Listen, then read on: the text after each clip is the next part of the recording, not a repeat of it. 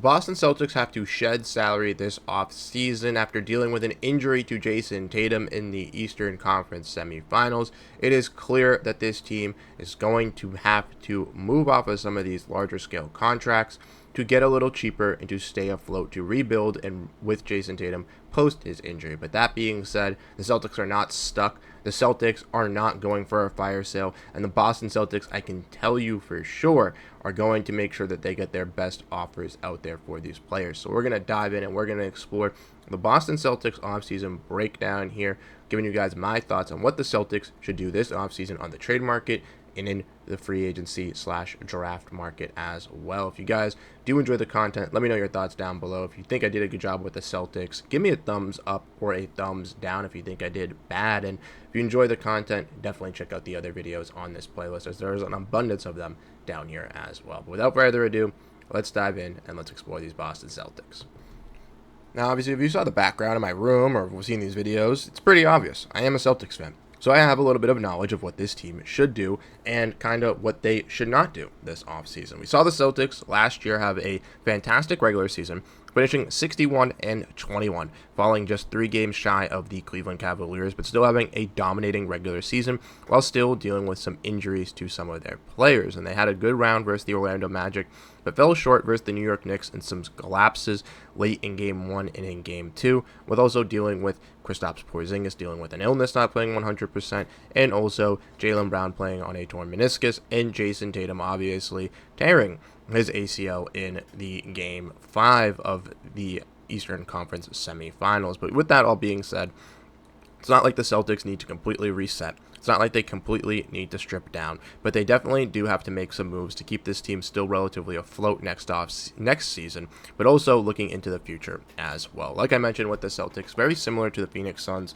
they are one of the most lucrative or spending money teams in the NBA at $231 million projected to be on their salary cap next season, and $263 million if they bring back everyone on this roster with everything kind of being included. And that is a lot and a heavy price to pay, specifically for a team with, when you do look at it, Jason Tatum, your best player, is going to be out for the entire season, as say, with dealing with this recovery. Now, Tatum could come back at some point. That could change the outlook of it, but it is said to say that the Celtics, are probably going to be towards that middle of the pack in the Eastern Conference next year and trying to fill out some roles to really supplement that offense to make sure that they can, in defense, so that they can still be a solid team in this Eastern Conference. They do have picks 28 and 32, which is very enticing, as the Celtics have been rumored to potentially trade up in the NBA draft and may use that alongside one of their contracts that we'll get into in a little bit to do so. And they also have some key free agents and Al Horford, Luke Kornet, and Torrey Craig. So we'll be getting into all of that as well regarding this Celtics team. Arguably, they do have still a strong core without Jason Tatum, and I still do expect them to keep themselves afloat with this team as long as the core does stay intact. But yeah, let's dive in and let's explore some players that I think could be traded from the Celtics team this offseason so that they could shed some salary. Now, the first player that we're going to be talking about has probably garnered the most attention out there on the trade market and buzz around the Boston Celtics, and that is Jrue Holiday. Now, Jrue Holiday still has some great value as a perimeter defender and, pretty solid scorer as well. We obviously know he came to Boston taking that sacrificial role, going from being a second or third option on the Milwaukee Bucks most nights to then translating to being that 4th/5th option for the Boston Celtics on the offensive side. But his defensive motor is what is attractive for a lot of teams. Even with Holiday still getting older, he's still one of those prime perimeter defenders, and he showcased that not just last season, not just in the playoffs last season, but also in the Olympics when he was on the team, and also this year when he was on the Boston Celtics. Now, the one gripe with Holiday is his scoring and shooting, but like I mentioned, he did take a sacrificial role coming to the Celtics, so you have to expect with him going to a team, he's going to be given more of an expansive role in that squad to, maybe unlock a little bit more offensive potential. But not only just that, he's still a solid offensive creator. I know 2 seasons ago, he shot 60% from the corner. That was, a big thing for Jrue Holiday and how he's able to find a lot of success with the Celtics. This year, that dropped down to 30%, so right roughly cut in half at 50. But I still do believe Jrue Holiday out on there on the open market could present some great quality for some of these teams. We mentioned some that have been interested in him.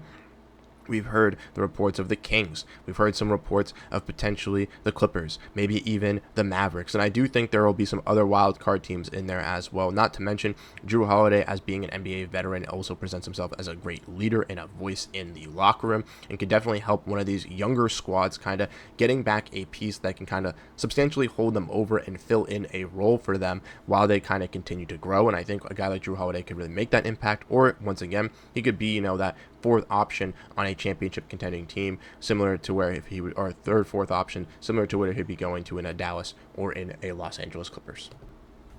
Now, another contract that is mentioned about the Boston Celtics as well, and kind of deals with their free agency kind of outlook as well with that, is Kristaps Porzingis. Porzingis coming into Boston, the Celtics were able to gain additional draft capital and first round picks, but also the body and work of Kristaps Porzingis, who showcased in his time here in Boston so far that he can be a major impact when he is healthy, but that is the major concern, as Porzingis missed 65 games over the last 2 seasons with the Boston Celtics, and throughout the playoffs also missed some key games as well. We all know last year he was out for the Cleveland series, he was out for the end of the Heat series, he was out for the Pacers series, and he was even out for a little bit of the Mavericks series. Porzingis realistically only had a couple games, and even in those games, obviously, he was a major impact. We all remember Dallas game 1, we all remember Miami game 1, where he really took control and put that emphasis on those teams to be able to respect him, and then that's what alleviated the other players to also dominate as well, offensively and defensively. But once again, like I mentioned, with Porzingis,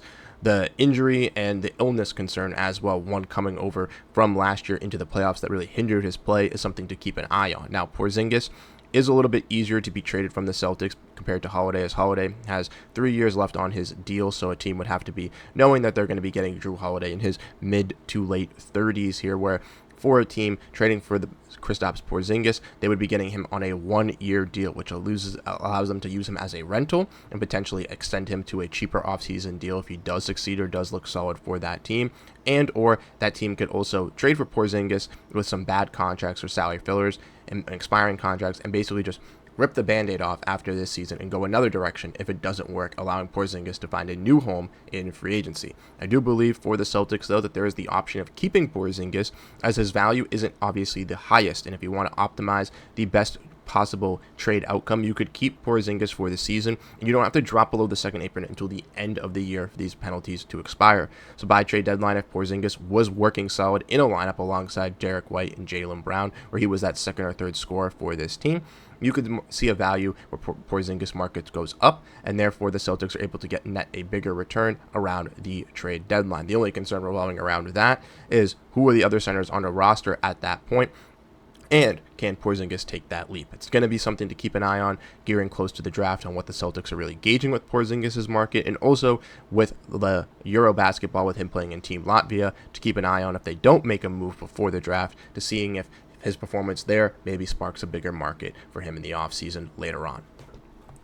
And then the last contract that I want to be talking about today is Sam Hauser. Now, personally, I think Sam Hauser is one of the best value contracts in the NBA. He is making around $10 million and is a fantastic catch-and-shoot shooter, shooting 42% over his career in the NBA. Now, this season, dealt with some back injuries, wasn't always as available for the Celtics as they would like, but in his games that he was present, once again, could provide that solid scoring on the wing for the Celtics when they needed it, but also was taking some mid-range jumpers, was working his way to the basket, and could provide himself to be a solid defender as well. Sam Hauser, similar to Peyton Pritchard, kind of came into the NBA as maybe a one-dimensional type of player, or someone that maybe was key in some aspects on the offensive side of the ball, but has worked hard every single day to master the other side of the ball, but also improve his game that he has mastered himself on the offensive side, and Hauser's been able to do that for this Celtics team. Now, with Sam Hauser's contract, the only reason that he has to be really tradable is because, once again, they do need to shed some salary, and they could keep Sam Hauser if they traded a Porzingis or if they traded a Jrue Holiday,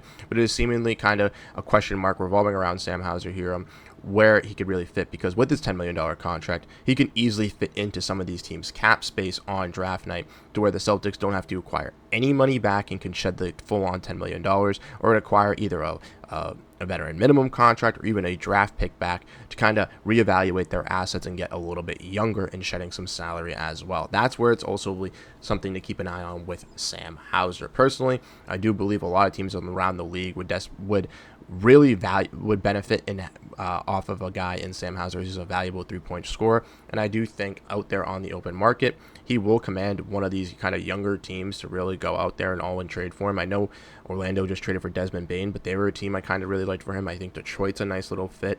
Maybe Brooklyn, maybe Atlanta. Those are some squads to definitely keep an eye on for Sam Hauser. And then these two guys, Derek White and Jaylen Brown. I know after Luka getting traded, after the Celtics getting some injuries, Jaylen Brown also getting some surgery, a lot of people are saying, why don't they trade these guys? Well, ladies and gentlemen, I'm going to tell you why. Derek White's value is absolutely insane for the Celtics, and basically any team would love to have Derek White as he's a plug-and-play piece, but I still think he is valuable to this Celtics squad, and once again, has a great relationship with Jason Tatum. You want to evaluate Jaylen Brown as well. I think that he obviously could command himself there on the open market, but I think the Celtics would have to be wowed with a deal, and to be wowed with a deal, it is going to have to include more than what was given for Desmond Bane, and that is going to be multiple first-round picks and multiple young talents. And I know some teams like Houston or San Antonio might be in that mix for a player like a guy like Jaylen Brown, but ultimately, would they be willing to give up that big of a package to acquire a guy that is supposed to take them over the next stepping stone? That's a question that still needs to be kind of argued. And also, for the Celtics, I think it is key to keep guys like Brown and White, because when Tatum does come back, you still want to have a core of guys that can still win. Celtics aren't looking to bottom out. Celtics, aren't an old roster. Jaylen Brown and Jason Tatum are still in their prime, and the Celtics can still benefit off of using both of these guys, even if they have to take a step back this season for future seasons where they can still go out and win championships and still contend. So I don't really see there being an issue on why people need to trade these guys, and I don't see them being traded once again unless Brad Stevens is absolutely wowed with an offer with multiple first-round picks and multiple young prospects. So now that we got that out of the way, let's dive in and let's look at some draft prospects for the Boston Celtics here. At pick 28 and pick 32, there are a lot of guys that have been mentioned, but there are two guys that I really do like for this team that can really impact them in a way that they do need, like I mentioned, at that center position. One of those being Ryan Kalkbrenner from Creighton.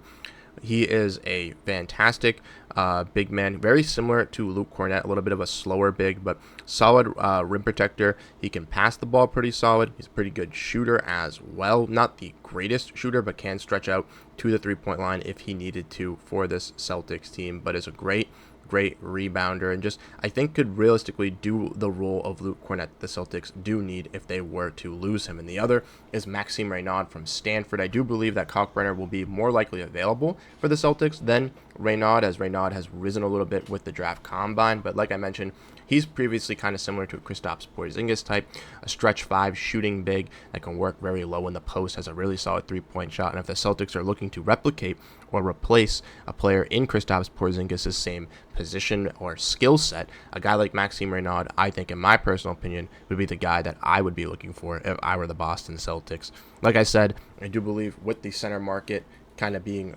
low on the trade market and in free agency, and with the Celtics desperately needing a center here with some of their key free agents being those positions as well, alongside the uncertainty of Kristaps Porzingis and no really step up from Neemias Queta or Xavier Tillman, that this is the key position the Celtics need to really be looking at. And then diving into the last part here, looking at some free agents, it's Al Horford and Luke Kornet. The big question here revolving around the Celtics, will they be back? How much will they command?